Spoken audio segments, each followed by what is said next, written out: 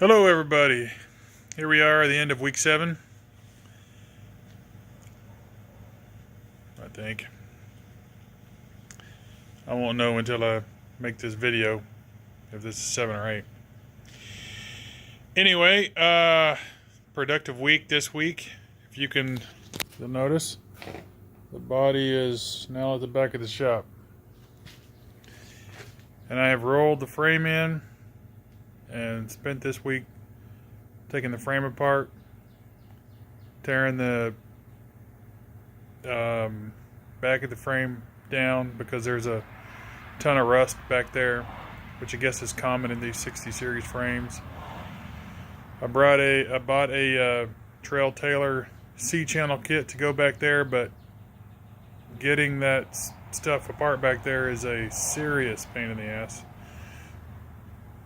I've been at it for 2 days now and made pretty good headway, but I still got a bunch of rivets to drill out. I've got my POR 15 stuff coming in the mail, but I still need to wash the frame down, vacuum the interior of the frame out. I'm going to order the Eastwood inner frame cans so I can rust proof the inside of the frame. I think I need to make sure that that stuff actually has rust converter in it. If not, then I need to figure out what I'm going to do there, because there is rust inside the frame, and I need that to be stopped before I just seal it up. Anyway, let me flip over here so you can see what's going on. All right, here we go. Here's the frame. Front axle disconnected, rolled out of the way. The whole front. The frame is out. Hold the engine. That was quite a job.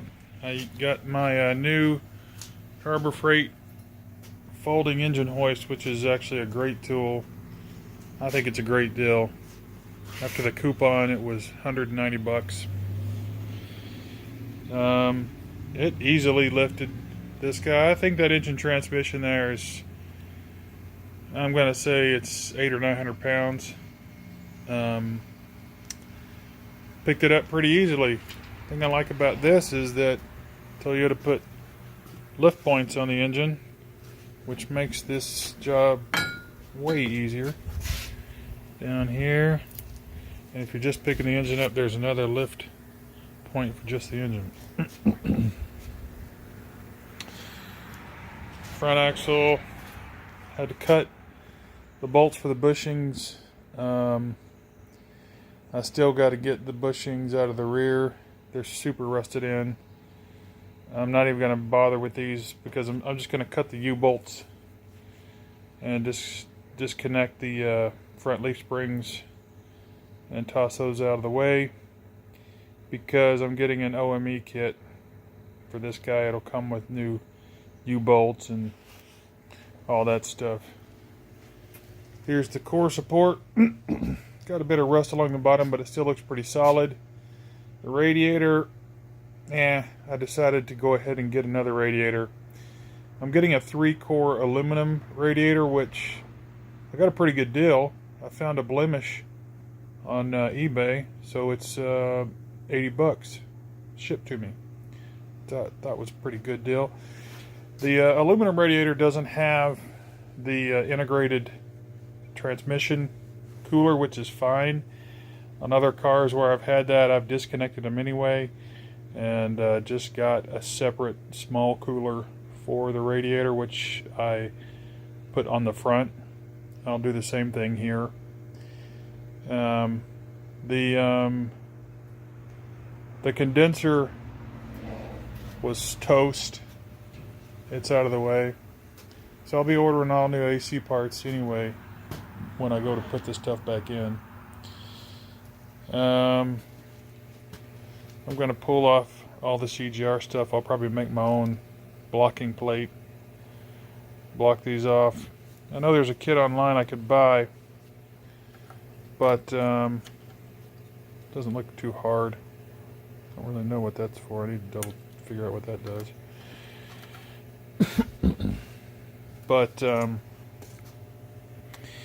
I'll block off I'll pull off the intake manifold, block off the air ports, take the smog pump off, the whole thing. There's a lot of work to go into this engine just to clean it up. It needs new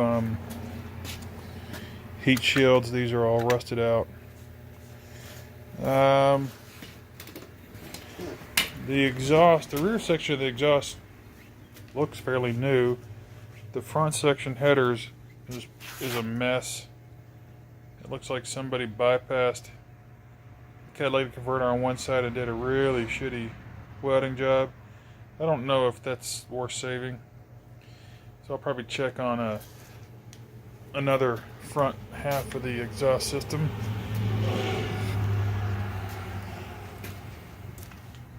But you can see here, rust really isn't terrible. I mean, it's got pitting. This side is worse. I'm guessing wherever they parked it, this side was facing the ocean. I think this is down by the beach. And this side, the driver's side, has the worst rust. Go back here. I just finished getting the passenger side C-channel cleared out. You can see all the rivets that I still need to pop out. But I can tell you, if you're going to do this job, you absolutely have to get an air hammer. That thing is, it's basically essential for this job to be done. Also, this section here, there's a couple of pieces that are just stuck together. I need to take this back a little bit further, actually. I'm going to see if I can find some C-channel that'll go over this, if possible, and bridge this gap here, and then I can just weld a new piece of C-channel in there. If not, I'll figure out what other people are doing. Up on I Hate Mud, everybody's fixed something on these before. Yeah, so get these axles rolled out of the way, clean out the inside of these frame rails. I'm using the shop vac and a piece of heater hose, and I'm fishing it down these access ports down the side.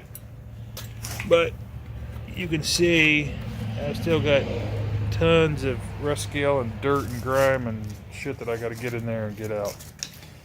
Once I clean them out, then I have to figure out a way to get rust converter all down the inside of there. So I'll figure something out. But yeah, the frame's really not in bad shape.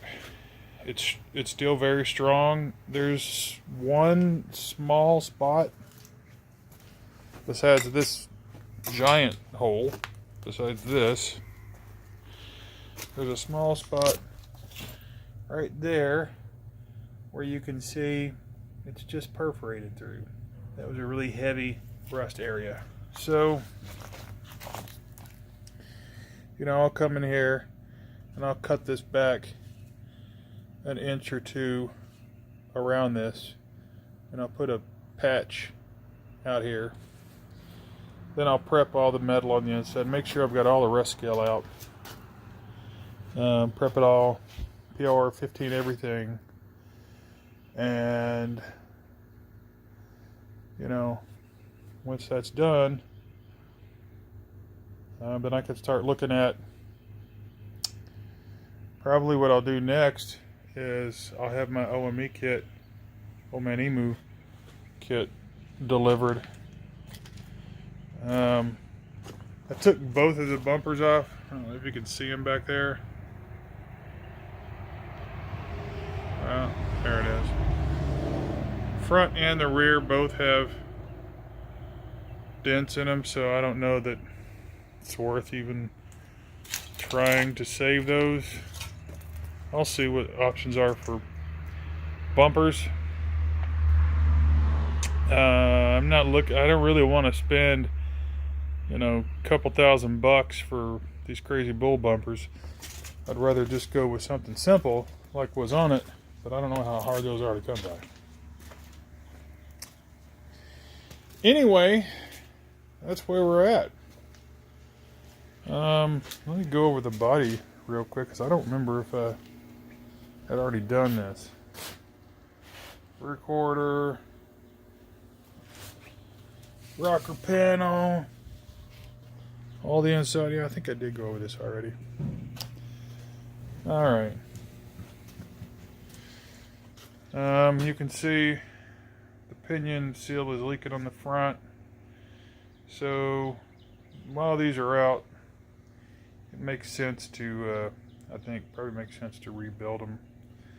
I don't know, it might be as easy to rebuild them once they're back on. But I think that they definitely need the new seals and whatever. Okay. So that's where we are. End of week 7 or week 8. I think it's actually week 8. I think this marks the 2-month mark of this project. I don't know, they're all starting to blend together here. I'm here every day. You'll see it's nice riding weather, so I rode over to the shop today. So maybe it's time for me to take a little bit of a break and enjoy some sunshine. What do you think? We'll see. If you got any questions, you know what to do. Let me know.